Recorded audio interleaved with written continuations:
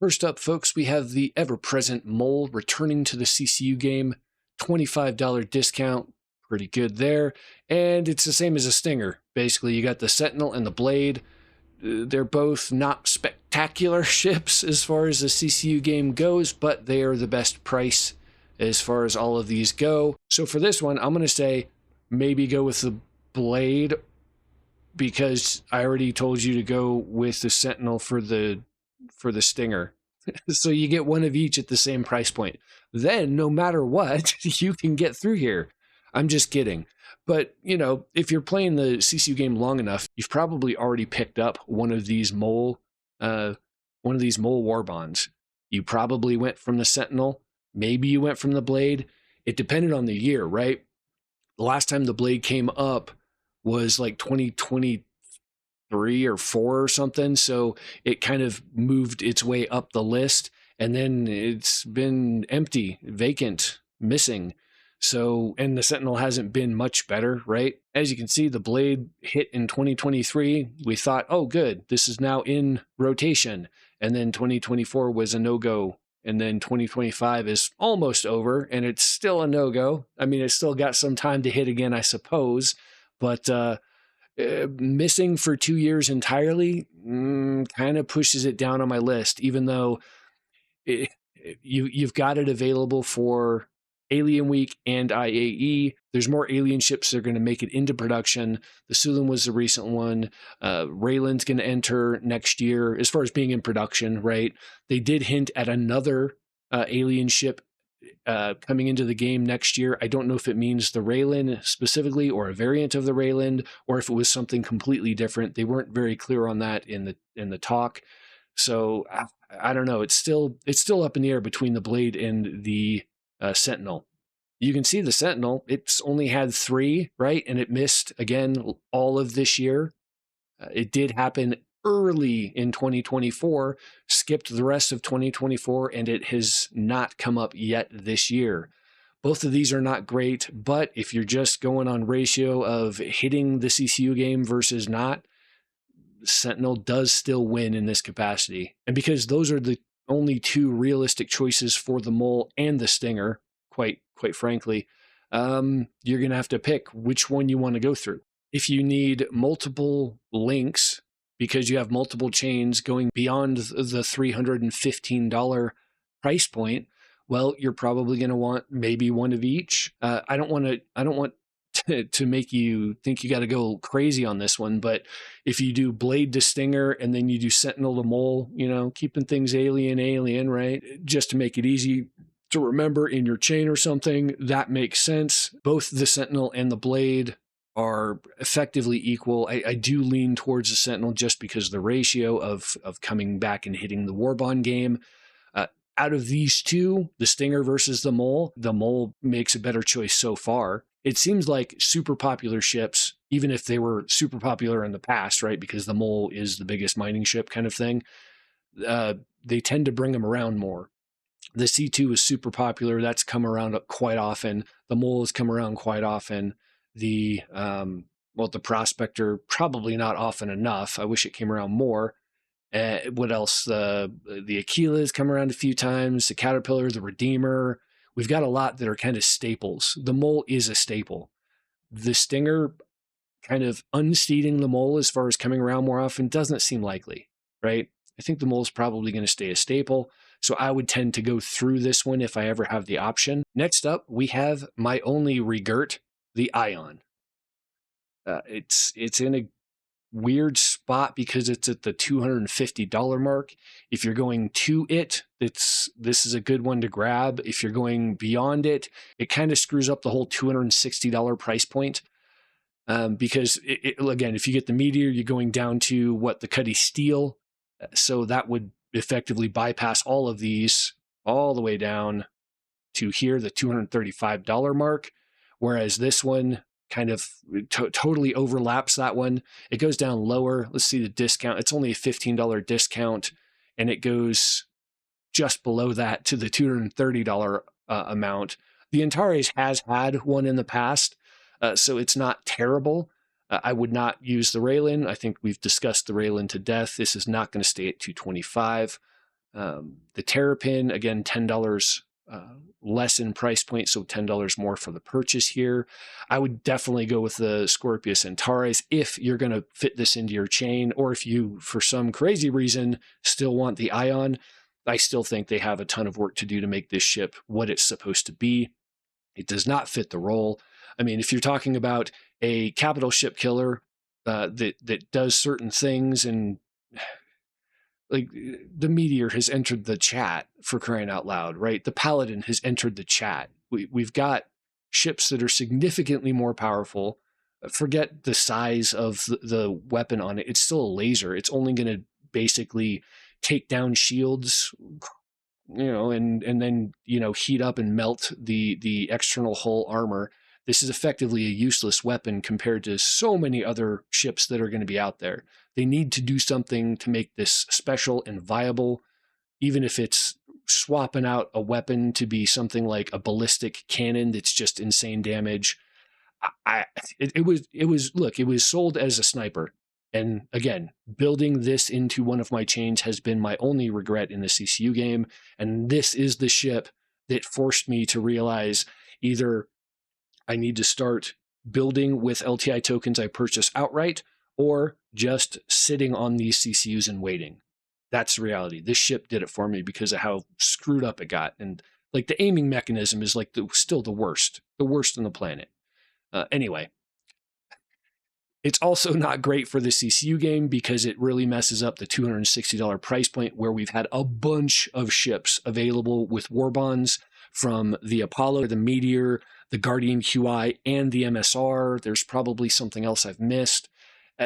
Like almost nearly every ship at the $260 mark has had one, and it drops down to $235, which is $5 above this.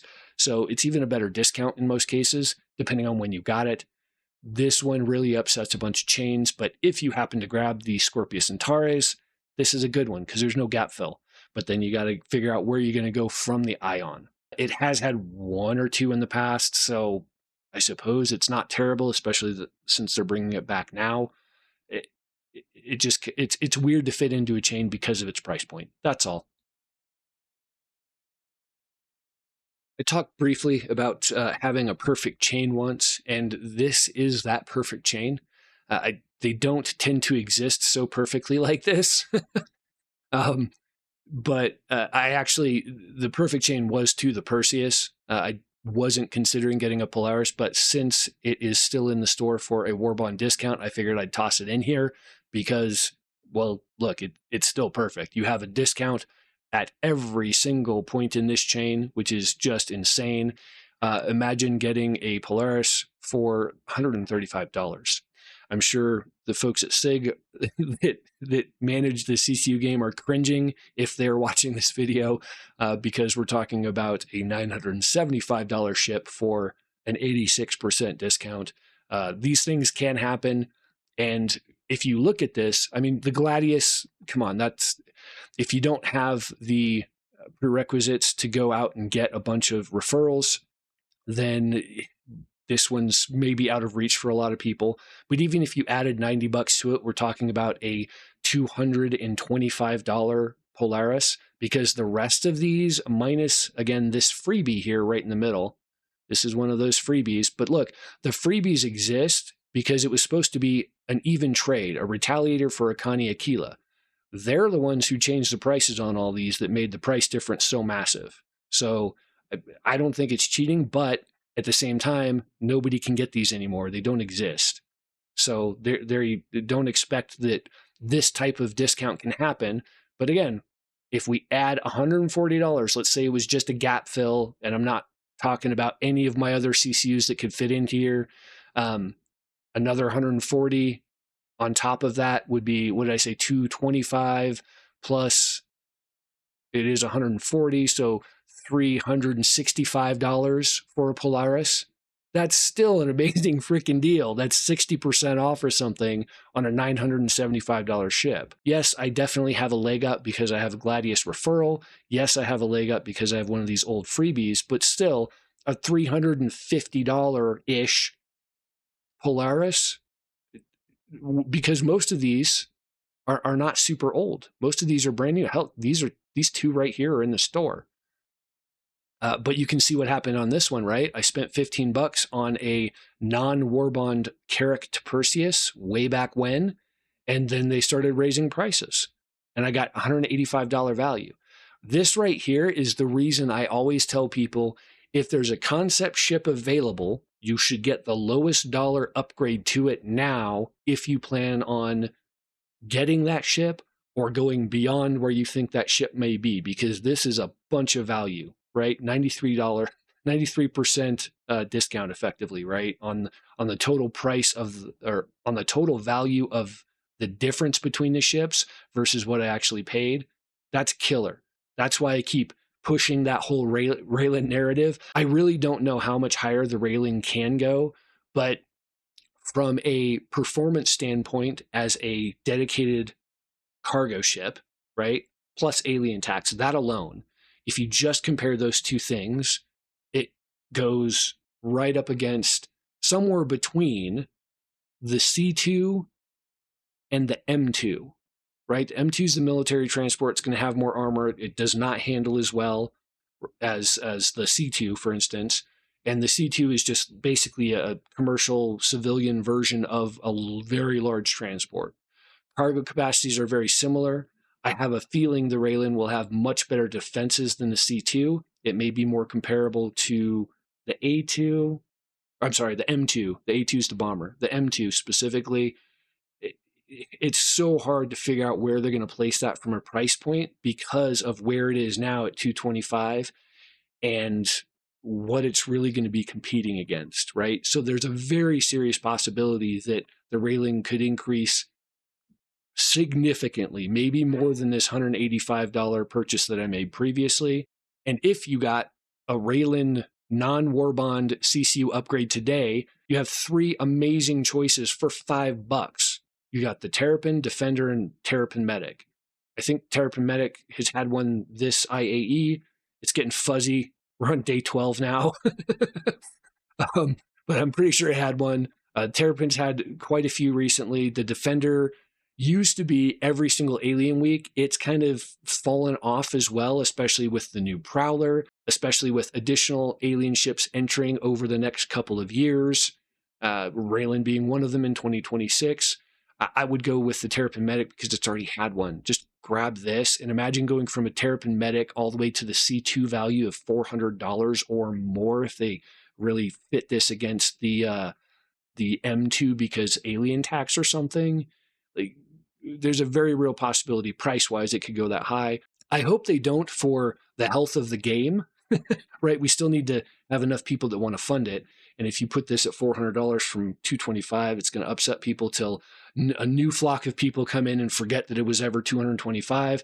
But at the same time, for the CCU game, this is exactly what I want to see. I want to see a concept ship increase significantly in price so we can get massive value. This is exactly like stock trading, right? You buy something cheap and it explodes in value, and then you reap the rewards. This is the exact same thing.